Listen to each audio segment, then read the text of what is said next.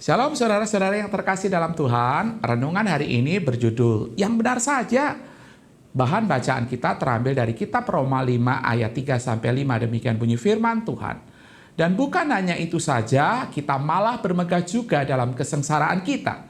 Karena kita tahu bahwa kesengsaraan itu menimbulkan ketekunan, dan ketekunan menimbulkan tahan uji, dan tahan uji menimbulkan pengharapan, dan pengharapan tidak mengecewakan. Karena kasih Allah telah dicurahkan di dalam hati kita oleh Roh Kudus yang telah dikaruniakan kepada kita.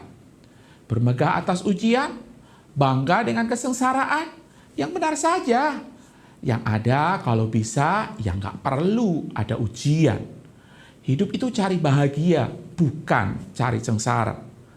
Saya rasa jawaban-jawaban tadi mewakili kejujuran kita dalam memandang kesulitan, di mana sedapat mungkin untuk tidak terjadi dalam hidup ini. Tapi bagaimana dengan firman Tuhan? Firman Tuhan memberikan pengajaran justru ujian dalam hidup ini saudara butuhkan. Tuhan memberikan ujian karena memang demikianlah tanda yang normal dari hidup dan supaya kita mengerti betapa dalam hidup ini kita sungguh-sungguh membutuhkan Tuhan. Alkitab mencatat ujian menghasilkan berbagai-bagai hal yang baik seperti ketekunan, tahan uji, pengharapan.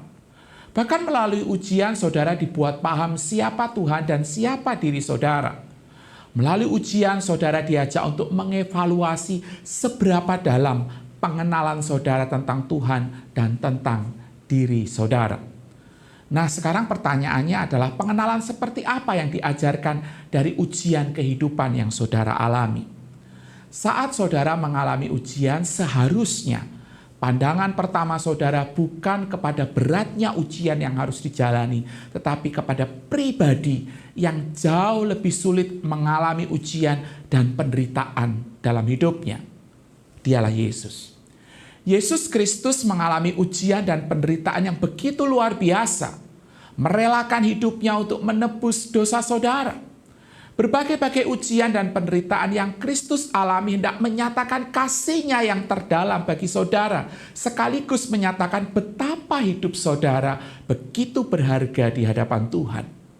Kesadaran akan hal ini akan membuat saudara bersyukur, sekaligus memiliki keyakinan serta pengharapan bahwa di dalam Kristus saudara tidak pernah sendiri. Ada Kristus yang telah mengalami terlebih dahulu, sekaligus Dia juga sanggup memberikan kekuatan dan pengharapan di tengah ujian. Ujian hidup terkadang seperti badai yang besar, namun di dalam Kristus, apa yang sudah Dia lakukan sanggup menenangkan badai tersebut. Amin.